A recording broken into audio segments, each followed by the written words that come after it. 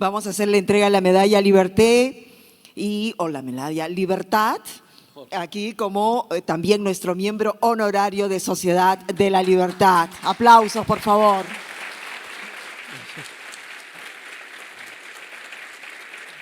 Emocionado estoy con este inmerecidísimo reconocimiento, pero muy contento también de este viaje al Gran Perú que se cierra hoy, que se clausura hoy con este homenaje gracias al esfuerzo de la Sociedad Latinoamericana de la Libertad, de la TAM y de, como es lógico, Rosa María Apaza.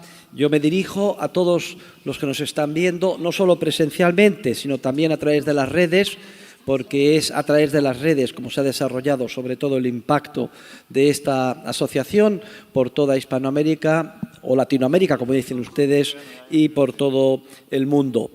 Es la 10ª conferencia esta de clausura que doy en este viaje que se inició el pasado lunes a este gran país y la verdad es que ha sido uno de los momentos más felices de mi vida. A mí me cuesta muchísimo viajar porque rompe completamente mi disciplina de esfuerzo en relación con la investigación, la docencia y el estudio, pero desde luego, mirándolo para atrás, merece la pena, sobre todo teniendo en cuenta la cantidad de gente joven, ilusionada, estudiosa, enamorada de la libertad que uno tiene la oportunidad de conocer.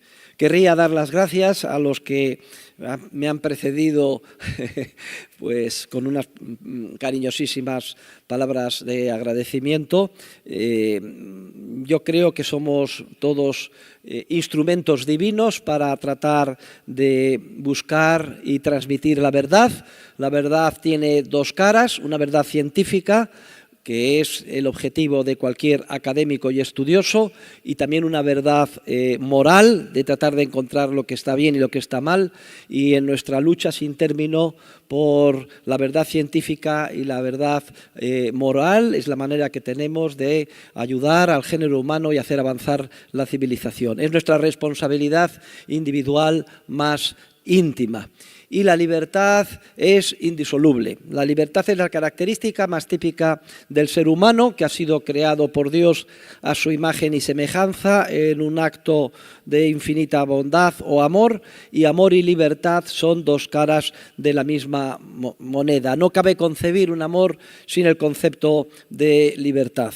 Amor y coacción son, por tanto, antitéticos, son dos cosas completamente contrarias. Cualquier persona que diga que te quiere o que diga que quiere a la humanidad y en última instancia su acción se plasme en violencia y coacción, como es lo que sistemáticamente hace el Estado y los estatistas, pues están traicionando la idea esencial que deberían de defender, que es la del amor en libertad.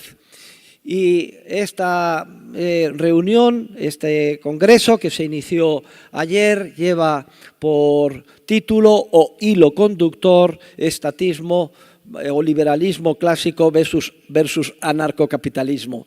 Y esto es un tema muy importante porque aquí en el movimiento a favor de la libertad, en su plasmación, en la lucha política del día a día, hay un gran número de personas que, orientadas en la buena dirección, sin embargo, no son capaces de entender que se están quedando cortas y que hasta cierto punto están rindiendo un flaco servicio en esa búsqueda por la verdad científica y moral, en la lucha de la libertad, cuando adoptan una posición que yo considero parcial, tímida y a largo plazo incluso podría considerarse contraproducente, que es la de los liberales clásicos.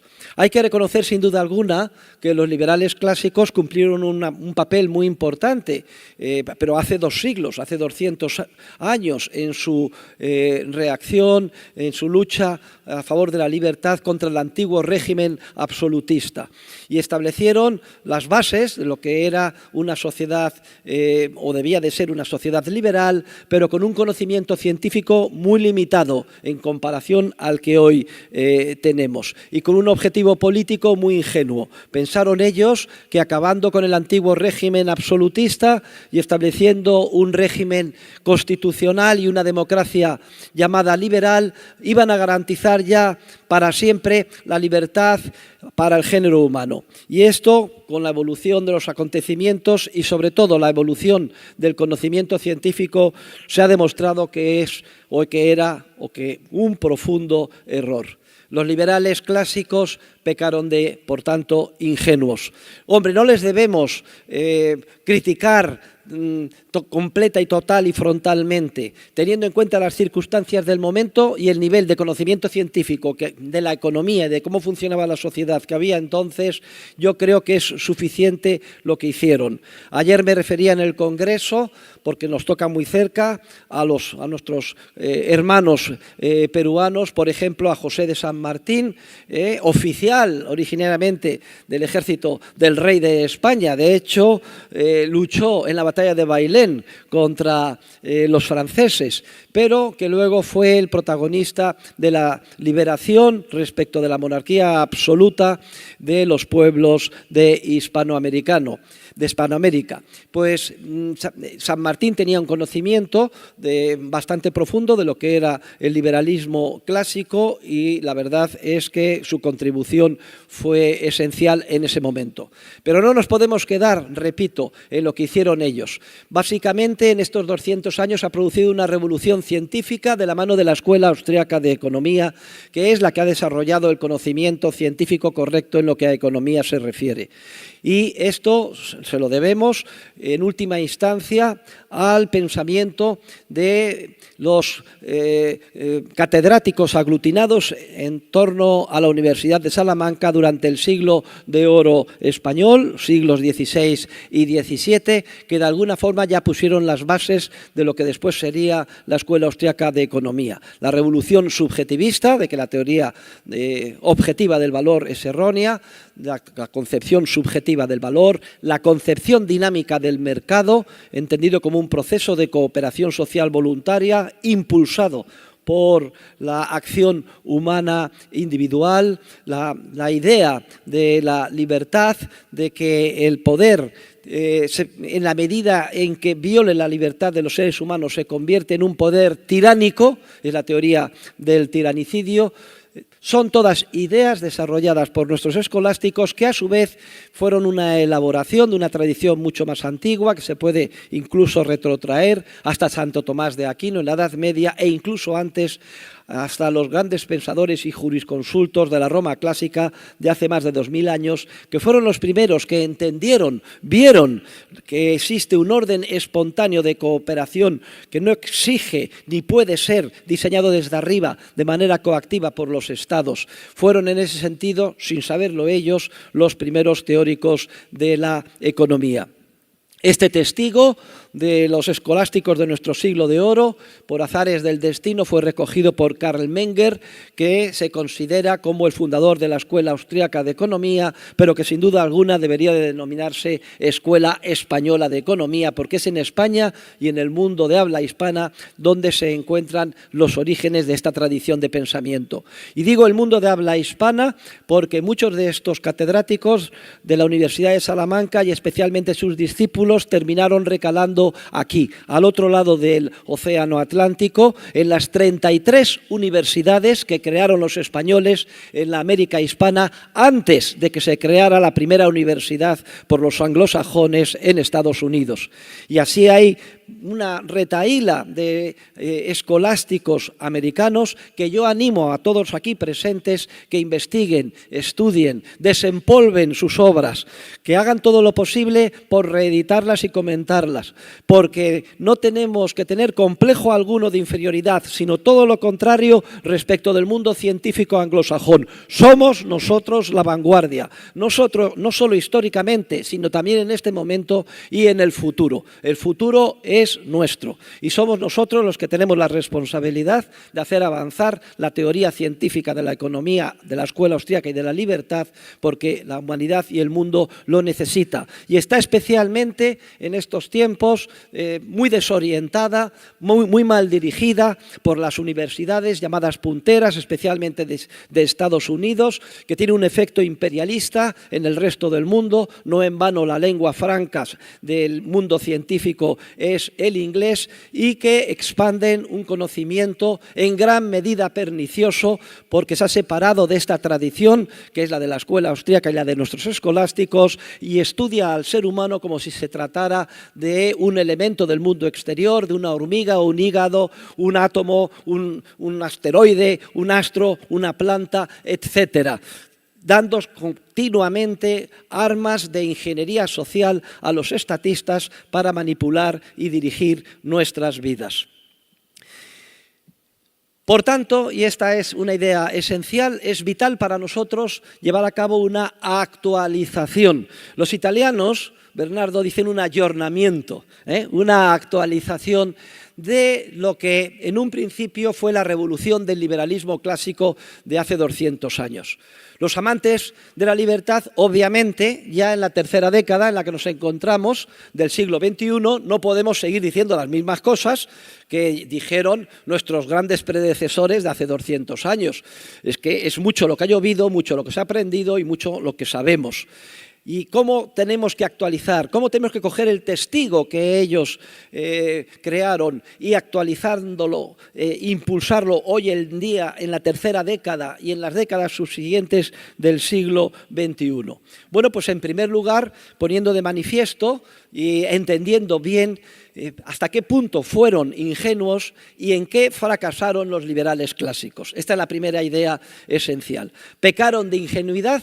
Pensaron que con una democracia y a través del sistema de votos se iba a garantizar la elección por parte de los ciudadanos siempre de las leyes más adecuadas a favor de la libertad. Y resulta que la evolución de los acontecimientos ha puesto de manifiesto que tal cosa es teóricamente imposible y que en realidad lo que hicieron los liberales clásicos sin quererlo ellos es terminar dando invariablemente más poder al Estado y a los estatistas. El error fatal de los liberales clásicos radica en no haberse dado cuenta de que el programa de su ideario es teóricamente imposible, porque lleva dentro de sí mismo la semilla de su propia destrucción. ¿Por qué? Porque parten de aceptar que es necesario el Estado, aunque sea mínimo, porque todo su esquema consiste en ver cómo se puede limitar el poder político para que no se extralimite en contra de la libertad de los ciudadanos. Y sin embargo, por un lado, la experiencia histórica, y ya saben ustedes que desde la perspectiva de la metodología de la escuela austriaca, la historia no demuestra nada científicamente, solamente ilustra conocimientos teóricos, pero lo que ilustra clarísimamente la historia de estos 200 años es el más absoluto fracaso de los liberales clásicos a la hora de tratar de limitar el poder del Estado, porque el Estado no ha dejado de crecer. Y esto manifiesta que el liberalismo clásico lleva dentro de sí mismo la semilla de su propia destrucción, en la medida en que acepta la existencia de un Estado, aunque sea mínimo. Y en cuanto aceptan la existencia de un Estado, ya están perdidos, porque ya han dado entrada al virus que es imposible limitar del poder político. Gracias a la ciencia económica sabemos ahora, cosa que no sabían ellos hace 200 años, por qué es imposible limitar el crecimiento del Estado. Sabemos que los sistemas democráticos fomentan de manera perversa la manipulación ciudadana y la mentira. Sabemos que la democracia está totalmente viciada, que da lugar al un problema insoluble, que es el de la racionalidad de la ignorancia, es decir, la posibilidad de que el voto de cualquier ciudadano sea dirimente o influya en el resultado de cualquier elección democrática, la probabilidad es prácticamente cero. Si todos los que hemos votado o han ido a elecciones en el pasado no hubiéramos votado o hubiéramos votado justamente lo contrario, el resultado habría sido el mismo. Y esto, quiérase o no, se descuenta, se tiene en cuenta por parte de los ciudadanos, de forma que nadie se molesta por votar con conocimiento de causa, invirtiendo todo el esfuerzo, número de horas de trabajo y de estudio para analizar los diferentes programas políticos. Todo esto supondría tirar nuestro trabajo, nuestro esfuerzo, incurrir en un coste para, a cambio, no obtener ningún beneficio. Resultado de todo esto es que los ciudadanos votan por razones no racionales, por razones viscerales, como si se tratara esto de un partido de fútbol. Y por otro lado, además, la democracia, tal y como está establecida, se basa en el principio de representación no vinculante. Es decir, no importa lo que hayan prometido los candidatos, si una vez que son elegidos hacen justo lo contrario, como es lógico, no podemos reclamarles nada en ningún tribunal. Lo más que podremos hacer, a lo mejor dentro de muchos años, es tenerlo en cuenta y cambiar nuestro voto. Pero si la representación no es vinculante y el elegido puede hacer justo lo que le dé la gana, aunque sea lo contrario de lo que prometió, sin que tenga ello consecuencia legal alguna, ni podamos exigirles nada, está claro que todo el sistema democrático lo que hace es fomentar de manera perversa la mentira. Y esto es algo que hemos comprobado y comprobamos invariablemente elección tras elección. Los políticos sistemáticamente mienten y nos mienten para conseguir los correspondientes votos. No les importa prometer sin límite porque saben que luego no tienen por qué cumplirlo. Pero lo más curioso es que los ciudadanos nos hemos acostumbrado a esta borrachera de mentiras. Incluso exigimos que se nos mientan. Queremos que nos mientan para que, sabiendo implícitamente, a lo mejor de una manera abierta o en nuestro foro interno, que es todo mentira, queremos que nos cortejen mintiéndonos. Y al final todo el sistema se basa en la mentira. Yo he definido la democracia como un sistema perverso basado en la mentira y además en la compra de votos. ¿Por qué compra de votos? Porque los políticos hacen compartimentos de sus potenciales votantes en forma de grupos privilegiados de interés a los que cortejan y compran su apoyo a cambio de subsidios. ¿Y cómo financian esos subsidios? Desde luego no pagándolos con su bolsillo, sino con el dinero previamente extraído de forma coactiva o, como dice el presidente Milei, previamente robado a los ciudadanos. La democracia, por tanto, y es algo que no pudieron prever los grandes teóricos liberales clásicos de hace 200 años, es un sistema que invariablemente se convierte en un sistema perverso porque se basa en la mentira sistemáticamente y en la compra de votos con dinero robado mediante impuestos. Y además que es un sistema basado en la corrupción que corrompe a los políticos que participan en la misma y que también nos corrompe a nosotros. Esto es algo que ha sido desarrollado científicamente en las décadas posteriores por la Escuela Austriaca de Economía, las contribuciones iniciales sobre la burocracia del sistema político de Ludwig von Mises, que fue sin duda alguna el primer teórico de lo que después sería la llamada Escuela de la Elección Pública, desarrollada por James Buchanan, Gordon Tallack y compañía, y que de alguna forma podemos considerar como primos hermanos también de la Escuela Austriaca de Economía. Por tanto, ya sabemos cuál fue el error básico de los liberales clásicos. ¿Y qué es lo que hemos aprendido en todos estos años gracias a la Escuela Austriaca de Economía? Pues aparte de identificar por qué el sistema democrático está condenado al fracaso, y ojo, esto de ninguna manera significa que apoyemos un sistema político basado en la dictadura, sino todo lo contrario, ahora lo vamos a ver, sino en la eliminación del Estado y en el establecimiento de un sistema completamente libre que conocemos con el nombre de anarcocapitalismo. Pero es que además, gracias a la escuela austríaca, no solo hemos entendido por qué el ideal de los liberales clásicos pecó de ingenuo y cometió un error gravísimo, porque pensó que ya había logrado el no va más, el objetivo final y definitivo para garantizar la paz social y la prosperidad, cuando lo que hizo fue introducir un caballo de Troya en la cooperación social, que es continuamente generador, como he dicho, de corrupción y de todo tipo de conflictos sociales y políticos. La ciencia económica, además de poner de manifiesto este error, también nos ha puesto de manifiesto una contribución esencial, y es la de hacer ver que el Estado para nada es necesario, que el proceso de cooperación social surge y se desarrolla de manera espontánea, sin que sea necesario o preciso que el Estado intervenga para nada. Aquí lo que sucede es que en esta borrachera de poder y de manipulación, los seres humanos y los ciudadanos se nos lava el cerebro desde pequeños. En los Estados, para ellos es vital controlar el sistema educativo.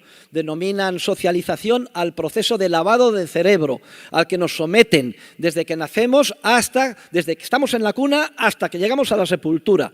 De manera que han conseguido que nadie cuestione la necesidad de la existencia del Estado. Y sin embargo, gracias a la ciencia económica, sabemos que el Estado no es necesario. Y esto es algo que choca a la mayor parte de los ciudadanos. ¿Y por qué es así? Porque como existen muchísimos servicios que se les denomina interesadamente públicos, como por ejemplo la prevención, represión y sanción del delito, la resolución de los conflictos entre los seres humanos, las calles, las carreteras, la sanidad, la educación, las pensiones, una serie de servicios que actualmente, malamente, de manera muy ineficiente y profundamente inmoral, porque se financian con impuestos robados a los ciudadanos, pero como los proporciona el Estado, entonces la inmensa mayoría de los ciudadanos piensan que el Estado es necesario. Cometen el error de pensar que si el Estado no existiera, tampoco habría ni orden público, ni justicia, ni sanidad, ni carreteras, etc. Y sin embargo tendríamos todo eso si el Estado no existiera, primero de manera mucho más eficiente y sobre todo de manera mucho más moral. Y esta realidad es una conclusión científica que quizás sea la más importante que puede proporcionar y que ha proporcionado la economía en general y la economía de la escuela austríaca en particular. El conocimiento embrionario más importante de la ciencia económica es poner de manifiesto que todo desajuste social o necesidad social que ineludible y continuamente surge, como no puede ser de otra manera, del libre interactuar entre 8.000 millones de seres humanos, cada uno de ellos siendo un universo en sí mismo, con sus fines particulares, sus conocimientos concretos en sus coordenadas de tiempo y lugar, su tradición cultural, etc. Es normal que haya múltiples desajustes, pero en cada uno de esos desajustes se plasma en una oportunidad de beneficio que queda ahí latente para ser descubierta por el ímpetu empresarial de cualquier ser humano. Y este conocimiento es quizás el más importante que puede proporcionar la economía. Y el acto empresarial consiste precisamente en darse cuenta, descubrir o crear esas oportunidades latentes de beneficio, cada una de las cuales encarna un desajuste o necesidad previa. Y en ese acto empresarial se producen tres efectos de incalculable valor científico. Un efecto de creación de información, un efecto de transmisión de conocimiento en oleadas sucesivas a lo largo del proceso de cooperación social y que además se plasman en unas señales esenciales que se conocen con el nombre de precios de mercado, y un efecto de coordinación o ajuste espontáneo que hace que cada ser humano aprenda motu propio a disciplinar su comportamiento en función de las necesidades del otro ser humano, de los otros seres humanos, no solo de aquellos con los que directamente comercia, sino incluso de miles y miles de seres humanos que a lo mejor nunca llegará a conocer. Y todo esto da lugar a un proceso de expansión sin límite de la creación y transmisión y coordinación del conocimiento humano, que yo he calificado de Big Bang social y empresarial. Entrepreneurial and Social Big Bang. Le digo al bueno de Pierre Bailon que el pobrecillo va a terminar aprendiendo un español magnífico, con todo tipo de acentos.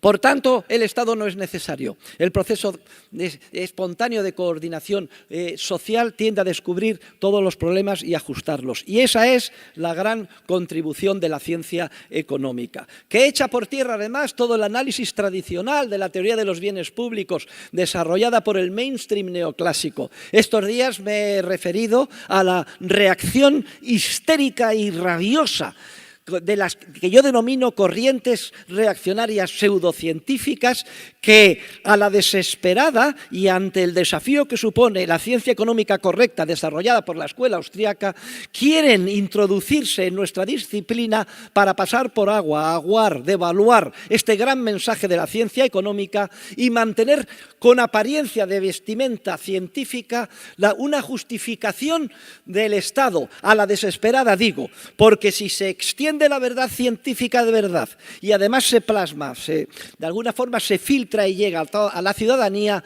los días de los estatistas, los días de la política, los días del Estado, los días de estos departamentos estatistas de ciencia económica están contados. Y así desarrollan las más peregrinas teorías, como por ejemplo que existen unos bienes públicos en los que se da la doble característica de que la oferta es conjunta y la que no se puede excluir del consumo a los free riders, y tienen todos el argumento, el artículo típico de Samuelson sobre la teoría pura de los bienes públicos, que justificaría prima facie en un entorno estático, como hay, por tanto, usuarios gratuitos que no manifiestan sus preferencias, que el Estado intervenga. Todo esto es científicamente falso. Presupone un mundo congelado de conocimiento perfecto. Presupone que el que está desde arriba puede hacerse con esa información y manipular la vida de todos nosotros para conseguir aquí y ahora el nirvana en la tierra. Y lo único que consiguen es convertir esto en un infierno. Y ya sabemos, porque simplemente hay que encender la televisión, la retahíla de conflictos, violencias, guerras, etcétera, que continuamente genera el punto de vista estatista. Como dice el gran Nicolás Gómez Dávila en su obra Escolios para un texto implícito, la democracia no canaliza pacíficamente los diferentes puntos de vista sociales, al revés, excita la oposición y la violencia entre unos y otros en un proceso sin límite de corrupción política y social. En un entorno de libertad protagonizado por la creatividad empresarial, esos supuestos problemas de oferta conjunta y falta de rivalidad en el consumo tienden dinámicamente a ser solucionados mediante la creatividad empresarial y las innovaciones tecnológicas que hacen posible, por tanto, superar los supuestos casos de bien público que harían imprescindible la existencia del Estado, como por ejemplo el caso paradigmático se ponía era el de los faros, y así tenemos el artículo Lighthousing Economics. Todo el sistema de faros, el supuesto bien público, con free riders o usuarios gratuitos, o en castellano decimos gorrones, no sé qué se dirá aquí en Perú, pues todo esto cae por tierra. Y además, si lo estudiamos históricamente, se ve que todo el sistema de faros, por ejemplo, en el Reino Unido en el siglo XIX, era estrictamente privado. Luego, el Estado no es necesario. El Estado no es necesario porque la sociedad se coordina sola. Y tampoco el Estado es necesario para, de alguna forma, promulgar el derecho y defenderlo. El derecho es el conjunto de normas jurídicas que surge de forma evolutiva y consuetudinaria. Él plasma, como si dijéramos, a lo largo de la historia, la naturaleza del ser humano. El derecho está ahí y se va descubriendo al margen del Estado. Esta es una idea clave que procede del derecho romano. Solamente en el último minuto de la historia, el Estado ha entrado como un burro en una cacharrería o como en un elefante en una joyería, arrogándose el poder de definir el derecho. ¿A través de qué? A través de unas supuestas cámaras elegidas democráticamente, con todos los vicios que acabamos de explicar. Y entonces el derecho se corrompe, la justicia se corrompe y el Estado se convierte en el principal enemigo del derecho. Y no solo en el principal enemigo del derecho, también en el principal enemigo de la justicia. Porque la justicia hay que entenderla, y así se la representa tradicionalmente, como una diosa con los ojos cerrados. La justicia hay que entenderla como la adaptación del comportamiento de los seres humanos a las normas básicas de derecho entendido en su sentido material: el no robar, el no matar, el respetar los contratos, el respetar la vida humana. Y lo que ha hecho el Estado a través de la democracia es corromper completamente ese sentido tradicional del derecho y convertirlo en un enjambre de mandatos administrativos en los que se nos ordena todo lo que tenemos que hacer, con todos los detalles: cómo hay que construir un puente, cómo deben de ser las etiquetas de los vinos. Yo no sé aquí en América, pero fíjense lo idiotas que somos en Europa. Todas las etiquetas, centenares de millones de botellas de vino, siempre dicen por atrás: contiene sulfitos. Hay que ser gilipollas, coño. Pues todas, ¿por qué todas contienen? Pues simplemente anuncie usted que contiene sulfitos porque lo manda la Unión Europea. ¿De qué manera tan rastrera han corrompido y prostituido el derecho con mayúsculas los estatistas? Y en paralelo también han corrompido y prostituido el concepto de justicia, porque de ser la adaptación a normas abstractas y principios generales del derecho se ha convertido en un concepto corrupto que se denomina justicia social.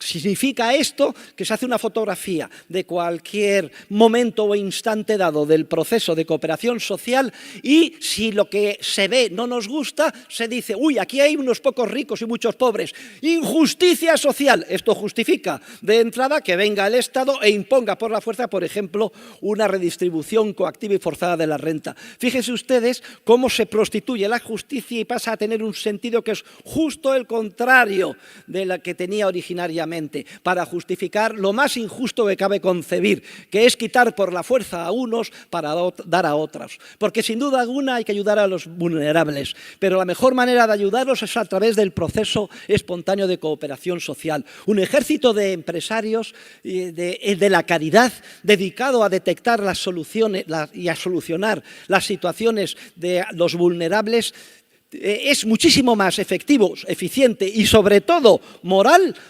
que la caridad pública y además con dinero robado vía impuestos. No hay nada más injusto, por tanto, que el concepto de justicia social. Luego, ni el Estado es necesario para definir el derecho, ni es necesario, sino que lo que hace es corromper profundamente la justicia y, desde luego, para defender el derecho, de ninguna manera. El principal enemigo del derecho con mayúsculas, el que más daño hace, el que más continuamente viola el derecho con mayúsculas, sobre todo aglutinado en torno al derecho de propiedad, es el propio Estado. Hasta el punto de que podemos decir que el concepto de Estado de Derecho, tan querido por los liberales clásicos, es una contradicción en los términos. Hablar de Estado de Derecho es tan antitético como hablar de democracia liberal, porque no hay nada más contrario a la libertad, como acabamos de explicar, que ha demostrado la ciencia económica.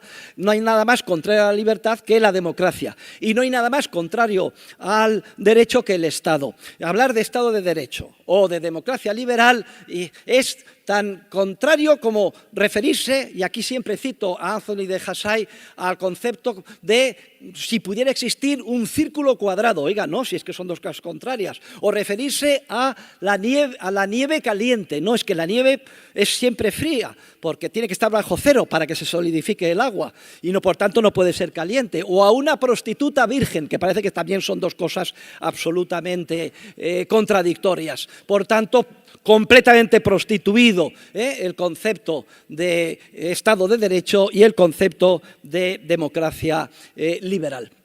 Pero no solo la economía ha demostrado el grave error de los liberales clásicos en estos dos ámbitos que he dicho, también ha demostrado que es teóricamente imposible que el Estado pueda funcionar. Este es el teorema que tuvo su origen en el gran artículo de Ludwig von Mises de los años 20 del siglo pasado, que estaba concretado, dirigido a demostrar la imposibilidad, decía él, del socialismo. La economía colectiva, de Gemeinwesen, ¿no? La imposibilidad de la economía colectiva como consecuencia de que no podía calcular económicamente porque no se podían formar precios de mercado. Lo que hemos hecho a lo largo de las décadas posteriores, y yo aquí también he participado con mi granito de arena, es descubrir que el teorema de la imposibilidad del socialismo de Mises no es sino un primer paso de un teorema mucho más general, es decir, que se generaliza en un teorema de la imposibilidad del estatismo. Es decir, que es imposible que todo aquello que nos prometen en ese proceso de compra de votos, engañándonos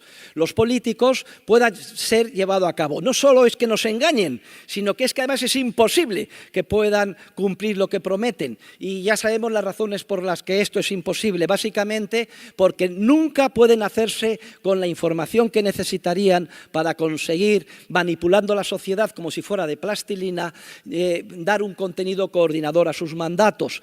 Básicamente porque esa información no la tienen ellos, sino que la tenemos nosotros, los seres humanos de a pie, los 8.000 millones de seres humanos, desde que nos levantamos hasta que nos acostamos. Y además no está dado ese conocimiento. Es un conocimiento que solo surge en la lucha diaria de cada ser humano por tratar de sacar adelante sus proyectos vitales cada día. No está dado, no es estático, por tanto no se puede transmitir en una foto al órgano de planificación central. Y lo que es más importante es que el Estado es, y esto siempre lo ocultan de una manera interesada y sistemática, porque los estatistas quieren siempre presentarse con piel de cordero, no quieren presentarse como lo que de verdad son, con los dientes de un feroz lobo. El Estado, su ADN esencial es siempre violencia, coacción, boletín oficial del Estado, ordena y mando, multas y cárcel. El Estado es coacción. Y en la medida en que impacta la coacción del Estado en cualquier parcela social, en esa medida bloquea además la creación de información a nivel de cada ser humano de a pie implicado, de la información que es precisamente la que necesitaría el gobernante como agua de mayo para dar un contenido coordinador a sus mandatos. La verdad es que de manera sintética estamos viendo el porqué de la encrucijada científica y moral vital en la que nos encontramos en este momento. El porqué de la ingenuidad, y se la perdonamos, por desconocimiento o ignorancia de los liberales clásicos. Y nos estamos dando cuenta además del porqué de todos los conflictos y dificultades de los que somos testigos día a día. Porque además nos distraemos, leemos la prensa, el periódico, la televisión, las redes, las noticias y nos indignamos. Es que fulanito de tal es muy malo y si le quitamos pues es un sinvergüenza, vamos a poner a otro bueno. No nos engañemos, no es un tema de personas.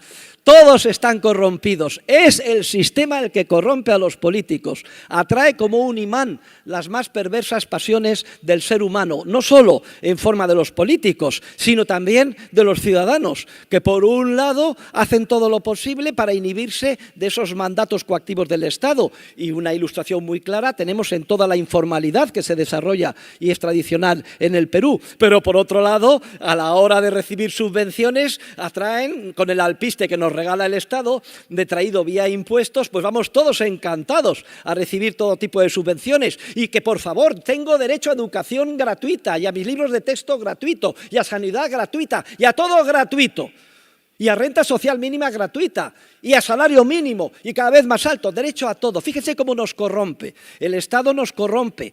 Es una droga, es como si nos inyectaran directamente en vena heroína, pero es mucho más grave que eso. Y una vez que nos ha corrompido inyectándonos en vena a través de subvenciones la idea de la dependencia del Estado, la drogodependencia del estatismo, es dificilísimo salir de esa drogadicción y por tanto plantea un problema social tremendo. ¿Significa esto que sea totalmente imposible salir de la drogadicción del estatismo y del socialismo? No es totalmente imposible. Hay la posibilidad de neutralizarlo, ¿cómo? En base al conocimiento científico de la escuela austriaca, en base a tener muy claros los objetivos y que solamente la lucha por la libertad es lo moral. Y a lo mejor resulta pues que entre esa ingente legión de chicos jóvenes que veo que tanto en Europa como en América, en España como en Hispanoamérica, se están formando en los libros de la escuela austriaca, desde Mises, Rothbard, Hayek, Hoppe, los míos, etcétera, con una ilusión y un entusiasmo. Chicos jóvenes que todavía no han caído en la drogadicción del estatismo. Chicos jóvenes que son idealistas. Pues ellos tienen la gran posibilidad de ser líderes el día de mañana. Surgirán, esperamos, centenares, miles de Javier Milei que sean capaces de articular con toda crudeza y verdad el problema gravísimo de la crisis social de nuestro tiempo, que es el estatismo, y levantar la bandera en pos de la libertad. Por eso soy tremendamente optimista respecto del futuro y por eso soy tremendamente crítico de mis colegas y amigos los liberales clásicos, a los que considero compañeros de viaje, muchos de ellos amigos míos, en la Sociedad Montpellerin, etcétera, pero los considero especialmente y gravemente responsables, no en cuanto a que son liberales, sino en que se han quedado en el mensaje de hace 200 años y en los momentos actuales invariablemente terminan dando armas a los estatistas, porque se están autolimitando, no han sido capaces de seguir con el avance científico y moral y de darse cuenta que la encrucijada histórica ha cambiado totalmente. Se ha quedado, por tanto, en la retaguardia. Los liberales clásicos ya no están en la vanguardia de la defensa de la libertad y yo soy especialmente crítico con ellos. Puedo perdonar a un comunista, puedo perdonar a un maoísta, puedo perdonar a cualquier zurdo que ustedes piensen, pobrecillos, es el resultado de sus circunstancias particulares, de cómo le ha envenenado la mente el Estado, de las lecturas que hayan hecho, pero me es mucho más difícil perdonar a un liberal clásico, que sabe bastante dónde se encuentran las fuentes y que por temor, tibieza, etcétera, por temor a que se le califique de que no son políticamente correctos, etcétera, no se atreve a dar el paso que necesita nuestra sociedad para seguir avanzando. Porque el Estado además se ha convertido en un ídolo que todo el mundo adora. Es una especie de estatolatría, es el becerro de oro. Se nos ha educado para pensar que todos los problemas sociales tienen que ser detectados por el Estado, que toda la agenda social la tiene que llevar el Estado, que corresponde a los políticos, burócratas, funcionarios, a toda la retahíla de economistas formados en las grandes universidades norteamericanas y grandes ingenieros sociales, Escuela de Chicago, inclusive, etcétera, solucionar y hacer eficiente el Estado. Discutirán entre ellos si hay que poner el acento en la política monetaria o en la fiscal. Discusiones entre primos hermanos, por ejemplo, Chicago o Keynes. O si hay que hacer eficiente el Estado, disminuyendo su poder aquí y allá. No se trata de hacer eficiente el Estado, se trata de hacerle cuanto más ineficiente mejor. Si usted está haciendo eficiente el Estado, está simplemente convirtiéndose de alguna manera implícitamente en cómplice del estatismo, por mucho que se le infle la boca diciendo que es usted liberal clásico. Y así cayó el muro de Berlín y con él todo el comunismo en el este de Europa y prácticamente no quedan países comunistas en el mundo, menos Corea del Norte, Cuba y Venezuela. Esperemos que gracias a Donald Trump, si es que ajusta un poco mejor los bombardeos, que Venezuela y Cuba el día de mañana, esto lo digo en honor al profesor Carreiro, que siempre hacemos bromas juntos, pues a ver si se puede, por lo menos Cuba y Venezuela también, de quitarse, desembarazarse de la situación actual agobiante en la que se encuentran. Pero ojo, de poco sirve si se sustituye por una socialdemocracia. Todos los problemas de Venezuela son hijos de Carlos Andrés Pérez, no tengan ninguna duda. Maduro, Chávez, etcétera. Es la consecuencia lógica y legítima. Y si Cuba y Venezuela quieren desembarazarse para el futuro y de manera definitiva de que vuelvan a caer en los mismos errores, solo será si abrazan in toto el esquema conceptual desde el punto de vista científico y moral del anarcocapitalismo. Y lo digo para todos nuestros amigos de Cuba y Venezuela que nos están escuchando. Y yo personalmente me he encargado de llevar todos mis libros a doña Corina Machado, porque volver a poner otro socialdemócrata estatista es simplemente parchear. Es pan para hoy, pero hambre para mañana. Y esto es muy importante, este mensaje, que todos ustedes lo lleven a sus respectivos países. En el ámbito de las ideas, de la defensa científica del anarcocapitalismo y de la moral, no se hacen prisioneros. No pueden aceptar ni un milímetro de consenso. El consenso es para otro ámbito, para el ámbito de la política a corto plazo, pero no en el ámbito de las ideas, no en el ámbito de denunciar el error allí donde se encuentre.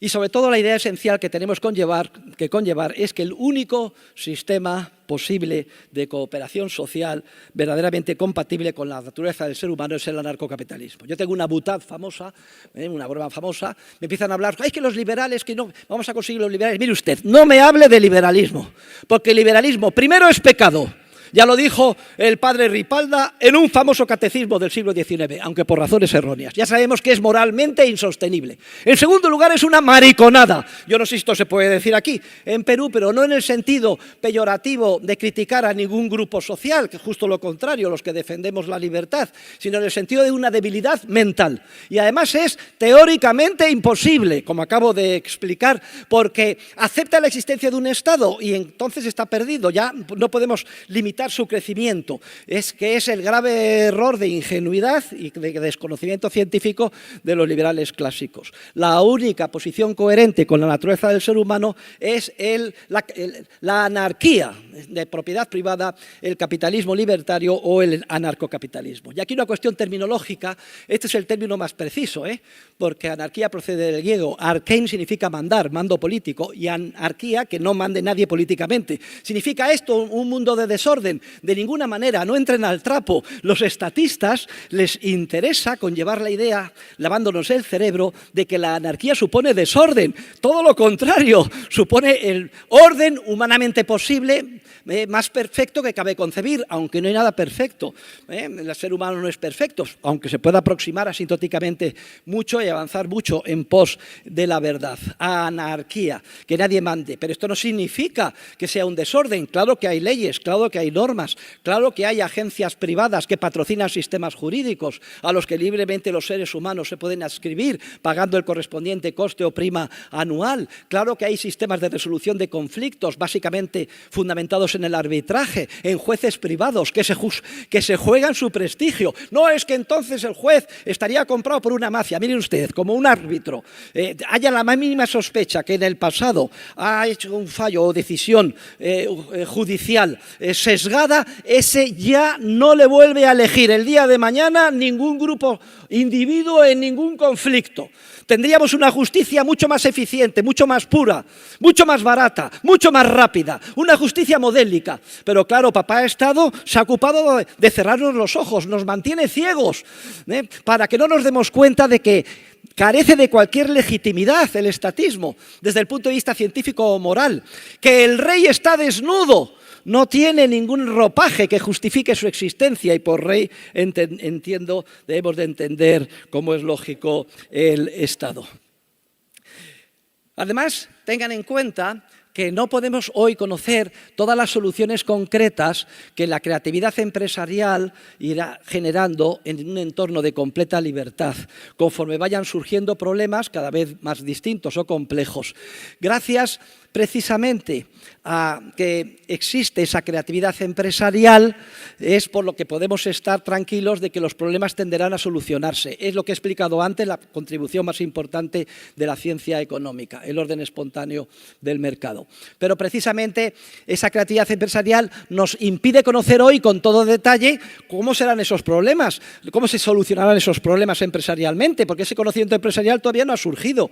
Y cuando hacemos debates en nuestras casas sobre el anarcocapitalismo, ¿qué nos dicen siempre? Pero ¿cómo sería la justicia? ¿Y cómo serían las calles? ¿Y qué pasaría? A ver, la gente quiere respuesta aquí y ahora de cómo sería la solución en un mundo hipotético en libertad. No se puede saber. Lo más que podemos hacer es intuir, tenemos ciertos indicios de cómo sería y explicar cómo funciona la función empresarial. Hemos establecido las becas de la fundación que lleva mi nombre sobre el estudio del anarcocapitalismo para precisamente incentivar estudios académicos de seriedad y profundidad universitaria, eligiendo parcelas concretas de la sociedad y pensando cómo se podrían desarrollar en un entorno de libertad, teniendo en cuenta los limitados conocimientos que tenemos hoy ahora en un mundo que está totalmente constreñido por la coacción estatal del Estado, pero no podemos saber hoy exactamente cuáles serán las soluciones que se crearán el día de mañana, porque ello depende de una capacidad y una función empresarial que por un lado nos da tranquilidad de que todo se solucionará, pero por otro lado nos impide conocer hoy lo que se descubrirá el día de mañana. Entre otras cosas porque si ya se supiera hoy, ya sería conocimiento de hoy y no sería conocimiento del día de mañana. A mí no me gusta citar a Carlos Marx, pero Carlos Marx decía que había un socialismo utópico y un socialismo científico. Pues bien, algo parecido pasa con el liberalismo. No voy a referirme otra vez a las características del liberalismo. Pero a los liberales clásicos hay que decirles que ellos han caído en un liberalismo utópico. Es una utopía pensar que el liberalismo clásico y la democracia liberal puedan funcionar, por todas las razones que he explicado. Y debemos de superar el liberalismo utópico de los liberales clásicos y sustituirlo por el liberalismo verdaderamente científico, que es el anarcocapitalismo. Y como hay esta confusión terminológica, dejemos de utilizar el término liberalismo. Utilicemos, por ejemplo, el término anarcocapitalismo o, y como mucho, una gran concesión, libertarismo o que somos libertarios. ¿Significa eso que en un entorno anarcocapitalista será el nirvana y todos viviremos felices? No, señor. El mercado, la sociedad libre, no hay que defenderla por ser perfecta. El ser humano no es perfecto. Claro que seguirán existiendo conflictos, claro que seguirán existiendo guerras, pero desde luego no guerras mundiales, donde toda Francia con una bandera, 60 millones a las trincheras a matar a toda Alemania con otra bandera, otros 65 millones. ¿Dónde se ha visto esto? Habrá conflictos pequeñitos, localizados, alguna pequeña bomba aquí y allá, pero no desde luego lo que estamos acostumbrados. Persia contra Estados Unidos contra Persia. Por favor, estamos en el siglo XXI. Es increíble que todavía estemos subyugados por esta superestructura institucional estatista. Claro que no sería un mundo perfecto, pero sí sería un mundo en el que se potenciaría al máximo las posibilidades de creatividad y de coordinación humana. Sería un mundo que, como dice Hayek, podemos ser pocos y pobres en un régimen estatista y muchos y muy ricos en un mundo de libertad. Somos 8.000 millones y es un milagro porque en la revolución industrial no llegábamos a 1.000. Pero además 15 veces en términos medios de riqueza per cápita. La historia de la humanidad ha sido la historia de la pobreza y de la miseria. Váyanse ustedes al pueblo más mísero y pobre de Perú y es así como ha vivido toda la humanidad, e incluso peor, a lo largo de toda su historia. Hasta ayer, prácticamente en la historia, cuando, como es lógico, tras la bandera de los ingenuos liberales clásicos, se abrió una esquinita al oxígeno de la libertad. Y fíjense ustedes el impulso que se ha producido.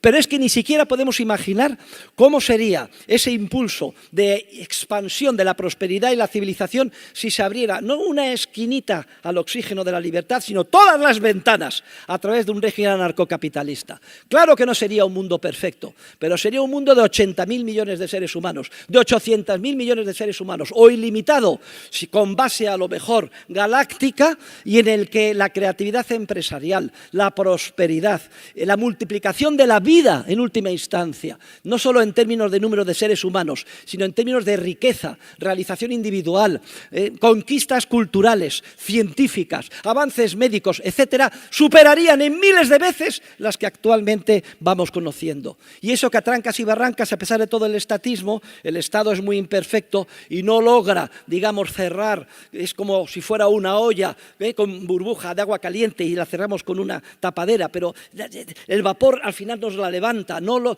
puede, a pesar de todo su estatismo. Se le está yendo el control de las manos en un mundo cada vez más globalizado. La revolución de Internet, ahora la inteligencia artificial, que enseguida se empeñan los estatistas por regular. Imagínense que se quitara la tapa y se expandiera sin límite todo ese vapor hacia el infinito de la libertad. Ni siquiera podríamos imaginar. ¿Sería un mundo perfecto? No, pero sería un mundo infinitamente más perfecto en el que actualmente estamos viviendo. Y a mí me da una enorme felicidad el poder ser simplemente una pequeña muesca en esta correa de transmisión o un pequeño eslabón en esa cadena de generación tras generación en la que nos ha tocado a algunos responsabilizarnos por seguir cultivando estas ideas, profundizando en ellas desde el punto de vista científico y moral y transmitirlas a las generaciones más jóvenes, para que ellos sean protagonistas de esa revolución científica en la que estamos, para que se introduzca en los departamentos a desmantelar toda la economía neoclásica, marxista, toda la macroeconomía, sea o no de Chicago, y lean mis artículos que están ahí fuera sobre la batalla cultural en la ciencia económica. ¿Es una labor heroica? Sí. ¿Que a lo mejor te echan de la universidad? Posiblemente. ¿Que a lo mejor se bloquea tu avance profesional y no puedes avanzar como profesor en la universidad? También puede ser. Pero miren, el Estado es tan imperfecto y lo hace todo tan mal que deja muchísimos resquicios y al final mis colegas y profesores aquí presentes se han terminado acreditando como funcionarios del Estado e incluso una universidad sedicentemente zurda como era San Marcos de Lima, ¿cuánto ha cambiado el mundo? Me termina otorgando un doctorado honoris causa, lo cual, por cierto, agradezco muchísimo, y es para mí uno de los premios que me ha hecho más feliz en mi vida. Luego, por tanto, los jóvenes tenéis que ser los protagonistas en la acción directa dentro del mundo académico y también dentro del mundo económico y social, porque muchos se dedicarán a la vida concreta, en el mundo de la empresa, a ganarse su vida. Bueno, pues que lo hagan, que yo no les estoy diciendo que incumplan la ley, no paguen impuestos. Rothbard jamás animaba a esto y un servidor es el que con más escrúpulos paga sus impuestos en España. Iba a decir el que paga más impuestos en España, es falso, soy de los que más pagan, pero no soy el que más paga impuestos en España. No les recomiendo esto porque no compensa desde el punto de vista táctico. Paguen sus impuestos, pero sean conscientes que son esclavos del Estado. Es como si uno fuera esclavo, yo qué sé, en una granja en el Imperio Romano, pues procuren que no les den latigazos, y a regañadientes cumplan con la ley, pero sean conscientes de que son esclavos, porque a las primeras de turno, en cuanto puedan, en esa revolución económico-social tendrán ustedes que arrimar el hombro para desmantelar lo que queda del Estado. Revolución económica y social. Y en el ámbito político, pobres políticos, qué pena me dan.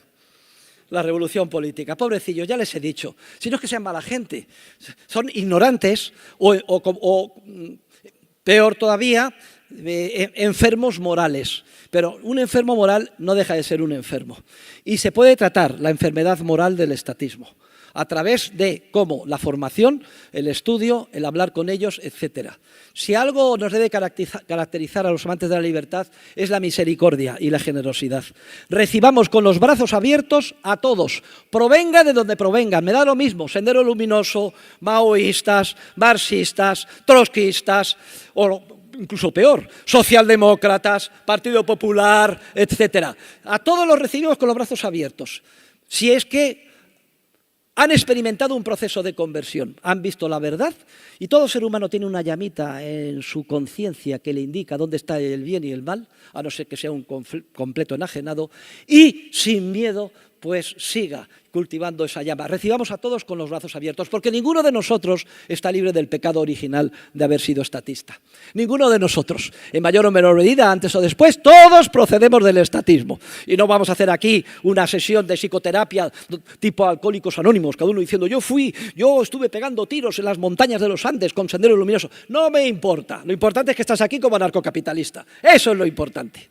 Mucho más difícil que esta conversión, pero también requiere generosidad y mucho más generosidad. Es prácticamente imposible la conversión de aquel que ha destrozado su vida y su capital humano formándose nada más en cualquiera de las corrientes pseudocientíficas reaccionarias y básicamente en el mainstream neoclásico y ya llega pues a tener una posición de respetabilidad científica y para colmo si ha ido a estudiar en una universidad gringa que parece que esto es el no va más y llega aquí considerándose poco menos que es el dios universitario del Perú, qué vergüenza, qué complejo de inferioridad y qué absurdo. Qué difícil es para este tipo de personas, lo sé porque son mis colegas, hacer un acto de humildad, reconocer que se han equivocado y volver a construir todo el edificio científico desde cero. Pero no significa el hecho de que sea dificilísimo, repito, mucho más difícil que el cambio político, de la izquierda, del comunismo al anarcocapitalismo. Es mucho más difícil pasar de lo que es el mainstream neoclásico, en el que se domina de manera imperialista y se controla todos los departamentos de economía, a la concepción dinámica del mercado de la Escuela Austriaca de Economía. Pero el hecho de que sea difícil no significa que sea imposible. Y tenemos un ejemplo paradigmático que dice mucho a su favor, que es el del presidente Javier Milei. De profesión no político, de profesión profesor de economía. De profesor de economía, además del mainstream, año tras año, de generación tras generación de sus alumnos, promoción tras promoción, enseñándoles equilibrio general, domina perfectamente la teoría del equilibrio general y del equilibrio parcial. Y sin embargo, por azares del destino, muy parecido a alguna de las coincidencias de mis discípulos que han comentado antes, llega a la Escuela Austriaca de Economía de Madrid, hace el curso completo siguiendo todos nuestros vídeos, lee nuestros libros, el profesor Magús le invita a su vez a dar clases y seminarios en nuestro máster y tiene la valentía que pocos profesores tienen, porque son víctimas de la fatal arrogancia, el mayor de los pecados de orgullo, el mayor de los pecados capitales, que es el pecado de orgullo. Qué orgullosos somos los profesores. Pero sin embargo, él en un acto de humildad reúne a sus alumnos y les dice, miren ustedes, les voy a anunciar algo muy importante. Todo lo que les he enseñado, y solo puedo decir en mi descargo que lo hice de buena fe, porque es lo único que sabía, es mentira. A partir de mañana les voy a enseñar el enfoque correcto, que es el de la Escuela Austriaca de Economía, en la versión del profesor Huerta de Soto. Luego, olé, porque les vuelvo, o sea, ustedes no se pueden imaginar el acto de humildad que se supone académicamente para un profesor. Lo que demuestra que, aun siendo dificilísimo, no es imposible. Y por tanto animo, y así fue mi mensaje en el Banco Central de la Reserva del Perú. No saben ustedes las caras que ponían.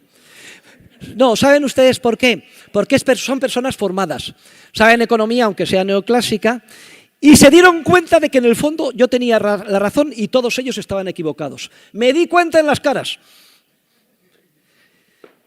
Y por tanto no debemos tirar la toalla y seguro que si no uno, dos, tres, varios, desde luego todos sería una suerte y algo prácticamente imposible, ya empiezan a cuestionarse todo lo que están haciendo y se han puesto los primeros cimientos de lo que podría ser un cambio de paradigma en su concepción de nuestra ciencia para bien, como es lógico, no solo del Perú, sino de toda la humanidad. Luego, aún muy difícil el cambio dentro del ámbito académico, mucho más que en el ámbito político, también es posible. ¿Y con qué espíritu hay que hacer esto? Pues miren, esto lo tenemos tan difícil que hay que llevarlo con sentido del humor. Yo siempre procuro hacer las cosas con entusiasmo y sentido del humor. Por tanto, ustedes siempre pongan sentido del humor en la lucha, sin hacer ninguna cesión. Les recomiendo a todos lo que siempre recomiendo a mis alumnos y a mis discípulos y colegas. En toda conversación en la que intervengan, desde que se levanten hasta que se acuesten, no importa que sea para comprar el pan, para cortejar a la novia o para hablar con el conductor del autobús, siempre metan dos términos: escuela austriaca y anarcocapitalismo. Eso es lo que tiene. Y este consejo, pásenlo, no solo los que estamos aquí, sino todos los miles y miles que nos están viendo en remoto. Háganlo, porque esto se extiende pues como una hidra. No dejen de dar la batalla en todos los casos. No importa que piensen ustedes que han perdido, no importa. Siempre dejan una semilla que por una vía u otra terminará de alguna manera germinando, porque el futuro es apasionante. Y aun cuando el estatismo es destructor de la civilización, es destructor del alma humana y nos corrompe. Fíjense, Mises, en su obra sobre el intervencionismo, publicada en los años 20 del siglo pasado, califica de destruccionismo a los efectos del estatismo. Si el Estado, que representa el mal, la violencia, la coacción, y como siempre digo, es la encarnación del demonio o del anticristo, y hay por ahí otra de mis conferencias que lo demuestra, estudien ustedes, Anarquía, Dios y el Papa Francisco. Por cierto, tengo una anécdota muy buena que decir que voy a hacer pública aquí. Fui al cuarto de baño en la Universidad de Ciencias Aplicadas, y mientras estaba orinando, se pone a orinar a mi derecha un señor, y me dice, oiga, ¿usted es el profesor Huerta de Soto? Sí. Fíjense ustedes, en España decimos, picha española nunca me asola. Bien, y entonces, sí, mire, le quería decir algo, aprovechando la oportunidad, que nos encontramos. ¿Cuál es? Dice, que le debo a usted mi conversión. ¿Y qué me dice usted? Todo esto me estaba mirando. ¿Qué me dice usted? Mire, yo antes no creía en Dios, pero desde que leí y asistí a su conferencia Anarquía, Dios y el Papa Francisco, he vuelto a la religión y a la Iglesia Católica. Se lo agradeceré en el alma toda la vida. Dejó de mear, se marchó y no le he vuelto a ver, ni posiblemente le vuelva a ver nunca.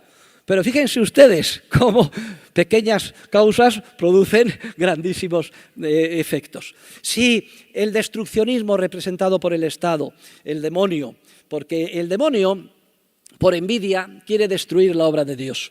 La obra de Dios es el orden espontáneo del mercado que impulsa la civilización y hace todo lo posible de manera sinuosa para introducir virus destructivos, siempre con una apariencia de bondad, de ayudar a los vulnerables, de subvenciones, y una apariencia de verdad científica incuestionable, etc. Pero si el demonio ya hubiera triunfado, si el destruccionismo, la ingeniería social, el mainstream ya hubieran triunfado, hace mucho que la civilización humana habría desaparecido. El hecho de que la civilización humana no haya desaparecido y que incluso a trancas y barrancas haya seguido avanzando poquito a poquito, a pesar de todas estas dificultades, significa que aunque tenemos una oposición tremenda y formidable, que es la del demonio, sin embargo tenemos un aliado todavía más importante, que es Dios. Y esto nos debe dar, además, gran tranquilidad y alegría en nuestra lucha sin término por la verdad científica y moral. Muchas gracias. Gracias.